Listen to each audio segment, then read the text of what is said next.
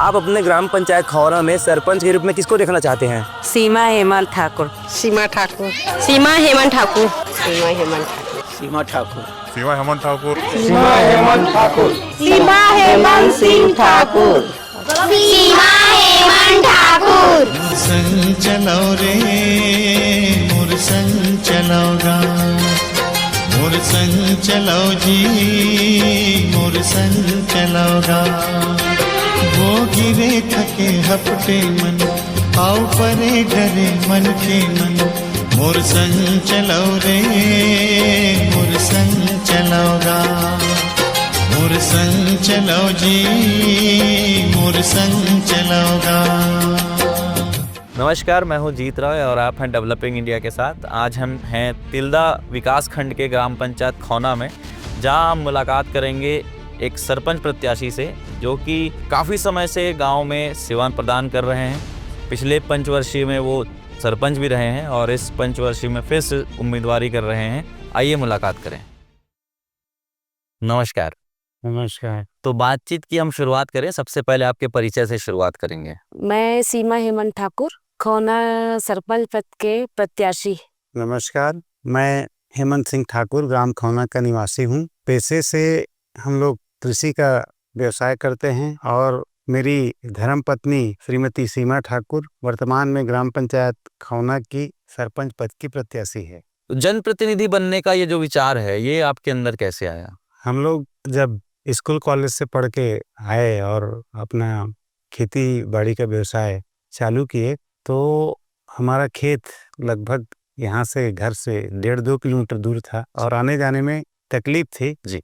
तो उस रास्ते को हम लोग अपने साथ साथ लोगों को सुविधा मिले तो उसमें अपन सड़क निर्माण कार्य चालू किए जी। तो उस दौरान वो कार्य राजनीतिक उलटफेर में फंस गया। कुछ लोगों की झूठी शिकायत के आधार में काम रुका और उस काम को अपने को करवाने हेतु महीना 1.5 महीना अधिकारी और नेताओं के पास जाना पड़ा और काम तो सही था, फिर वो काम उनके जो रोके गए थे विधायक के द्वारा, पुनः उनके आदेश से वो काम भी हुआ। और हम चूंकि हमारा परिवार पूर्व से ही समाज सेवा से जुड़े हुए थे जी जी, और हम लोग भी जब खेती बाड़ी यहाँ शुरू किए तो लोग आते थे और हमारा एक शुरू से व्यवहार रहा है कि कोई जरूरतमंद आदमी आए तो उनको अपन सहयोग करते थे और इसी व्यवहार के चलते जी और बीच में जो अपन सड़क निर्माण में कठिनाई हुई तो मन में आया कि कुछ राजनीति से जुड़ के या अधिकार प्राप्त करके यदि हम लोगों की सेवा करें तो ज़्यादा अच्छा कर सकते हैं। जी बिल्कुल, इसी भावना को लेके अपन राजनीति में प्रवेश किए। जी जी। तो पिछला जो आपका 5 साल का कार्यकाल रहा एज अ सरपंच और उसके पहले भी आप विभिन्न पदों पर रहे और गांव की सेवा करते रहे, तो उसके ऊपर थोड़ा प्रकाश डालिए एक बार। पिछले 5 साल क्या, इसके पहले भी 2 बार ग्राम पंचायत में सरपंच के प्रतिनिधि के रूप में मुझे कार्य करने का अवसर मिला। जब हमारी माताजी सरपंच थी तो कुछ समय खौना से नीलिया पहुंच मार्ग का निर्माण हुआ था। साथ में गांव के बाहर बाईपास अपना सिलियारी से बंगोली पहुंच मार्ग निर्माण हुआ। उस समय रास्ता बस्ती के अंदर नाम मात्र का बचा था। उसको देखते हुए पीर रूडी द्वारा जो प्रस्ताव आया उसमें हम लोग अपनी निजी जमीन दिए हैं। साथ में उसी कार्यकाल में जब हमारी माताजी थी, बाजार लगता था हमारे इसी बस्ती में, बहुत ही छोटा जगह था और पीछे एक मंदिर नुमा ढांचा था जिसमें कोई पूजा पाठ नहीं होती थी, लोग कचरा डालते थे, तो उसको हटा के विस्तार किया गया था। 1996 में बारिश कम हुई थी तो हम लोग, हमारे गांव में एक पटपर नाला है, उसको कच्चा बांध बना के किसानों को सूखे के समय लगभग 400 एकड़ में पानी का हम लोग सिंचाई किए। साथ में नहर में भी हम लोग जी जान लगा दिए थे। हमारे कुछ एक जनपद सदस्य थे श्री दशरथ लाल साहू जी, उनका ही अच्छा योगदान रहा और साथ में वो सिंचाई विभाग जो अधिकारी थे उन लोगों का अच्छा सहयोग मिला और अकाल के समय भी हम लोग अपना धान का फसल किसानों का बचा लिए थे।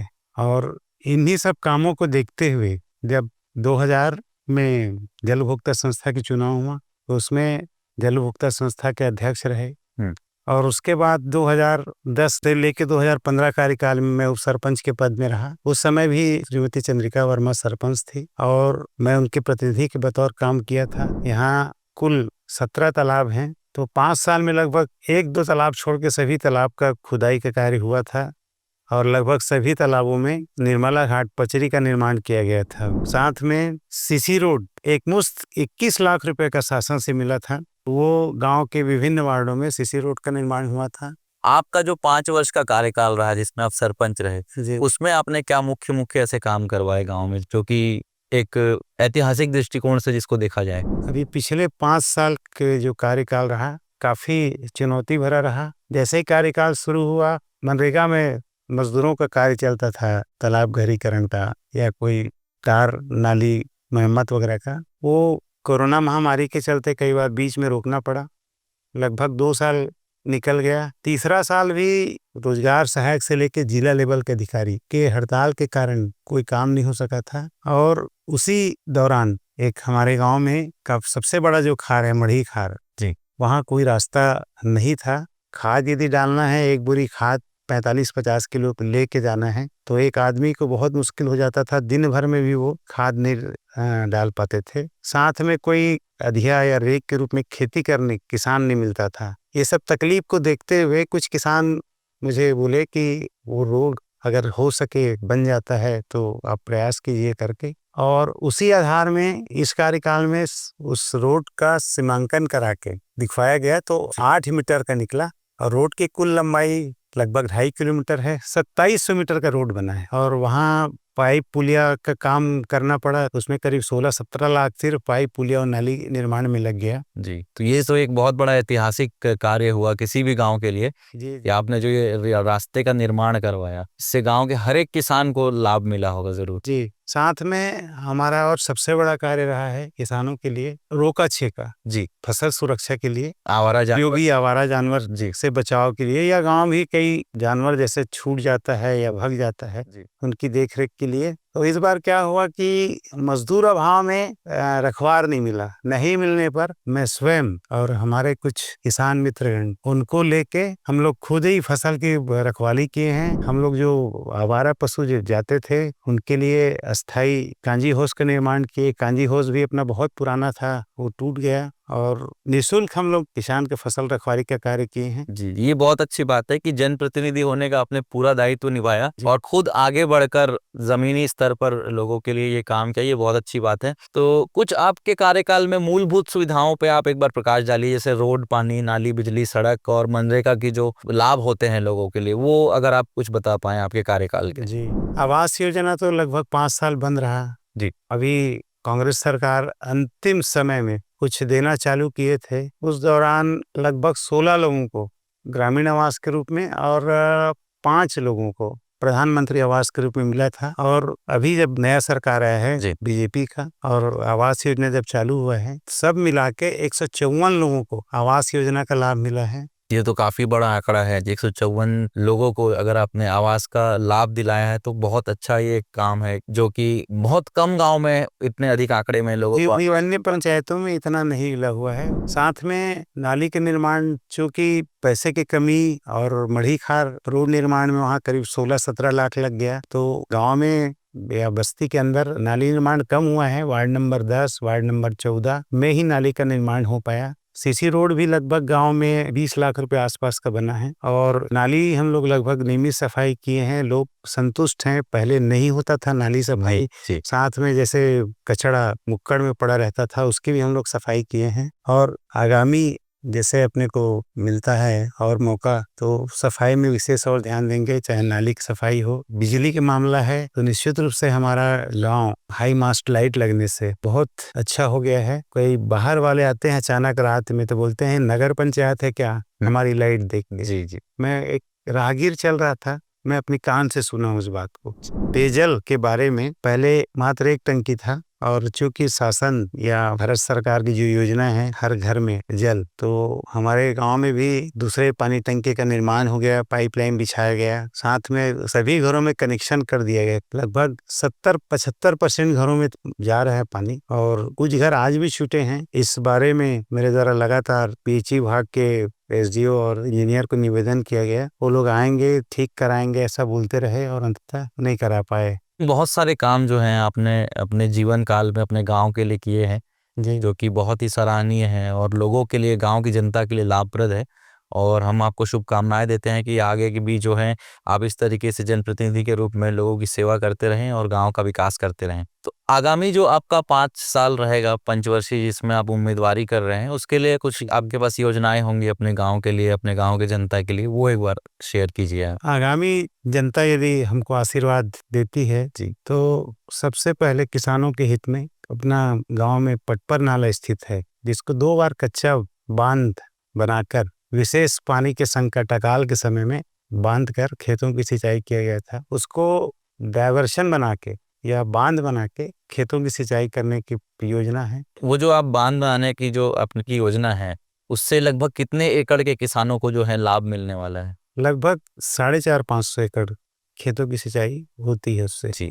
और दूसरा, किसान के ही हित में फसल सुरक्षा, जो अनुपयोगी या आवारा पशु हैं उनसे फसल बचाने के लिए रखवाली व्यवस्था जो है उसको और चुस्त दुरुस्त करने का है। जैसे कांजी हाउस टूट गया है, उसको पक्का बनाने का प्रयास रहेगा।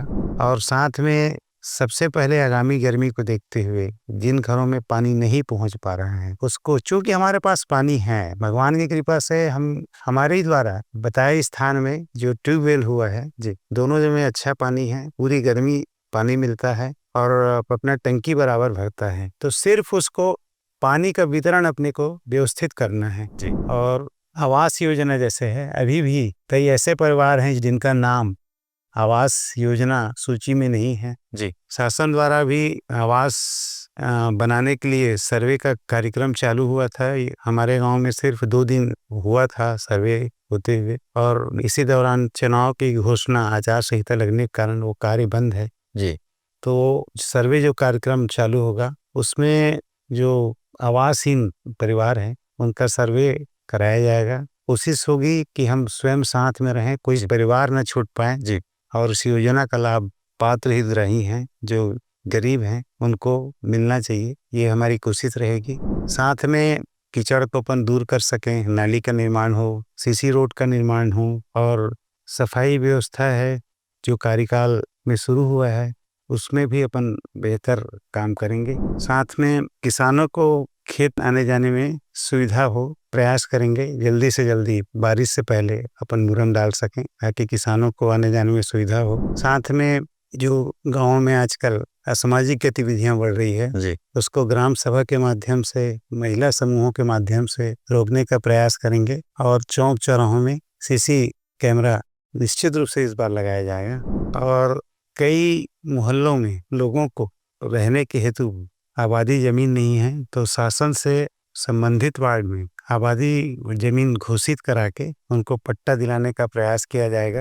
अंत में गांव को हमारे द्वारा आदर्श ग्राम बनाने हेतु प्रयास किया जाएगा। तो काफी समय से जो है आप समाज में जुड़े रहे, गांव के प्रति सेवा की भावना आपके मन में है, फिर भी चुनाव में जो है प्रतिद्वंदी के रूप में किसे देखते हैं? चुनाव में काफी लंबे समय से जन सेवा से जुड़ा रहा हूं तो मैं प्रतिद्वंदी के रूप में किसी को नहीं देखता। एक वैधानिक रूप से चुनाव के माध्यम से लोगों का आशीर्वाद मिलता है तो लोगों की और अच्छे से, खासकर गरीब जरूरतमंद लोगों की जरूरत को हम पूरा कर सकें, उनकी सेवा कर सकें, इन्हीं भावनाओं को लेके हम दावेदारी के रूप में उपस्थित हैं। जी। तो आपसे बातचीत करके बहुत अच्छा लगा ठाकुर साहब। बहुत सारे आपने जो है अपने जीवन काल में गांव के लिए, लोगों के लिए काम किए और आगे भी करते रहें आप जी। और यही हमारी शुभकामनाएं हैं आपसे कि आप फिर से जो है चुनकर इस बार सरपंच बने और आपके जो इच्छाएं हैं, आपकी जो योजनाएं हैं अपने गाँव के लिए, उसे आप पूरा कर पाएं। तो अंत में हम चलें तो मैं आपसे एक बार निवेदन करूंगा कि अपनी गाँव की जनता से एक बार आप आह्वान कर दीजिए। मैं सीमा ठाकुर, ग्राम पंचायत खौना की सरपंच प्रत्याशी हूँ। मेरा निशान है ताला चाबी।